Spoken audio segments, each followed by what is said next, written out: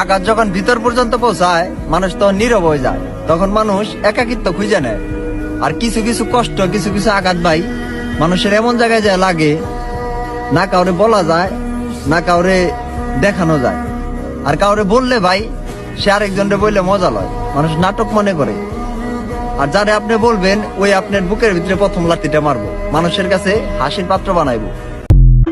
মায়া কাটাবো কেমন করে, মায়া থেকে ওভারকাম করে ফিরে আসবো কেমন করে? কারণ মায়া পৃথিবীতে এমন এক জিনিস, যে জিনিসটা কেউ হাজার গুরুত্ব দিলেও তার প্রতি মায়া তৈরি হয় না, আর কেউ হাজার অবহেলা করলেও তার প্রতি মায়াটা মানুষের কমে না। মায়া এমন একটা জিনিস যেটা মানুষের আত্মসম্মান বোধ ভুলিয়ে দেয়, মানুষ তার অস্তিত্ব ভুলে যায়, তার পজিশন ভুলে যায়। মানুষ যখন মায়ায় পড়ে যায়, তার অস্তিত্ব কি, তার ব্যক্তিত্ব কি, তার অবস্থান কোথায়, সে কে, তার পরিচয় কি, মানুষ মায়ায় পড়লে তার সম্মানের কথাও ভুলে যায়। ঠিক কিনা বলেন?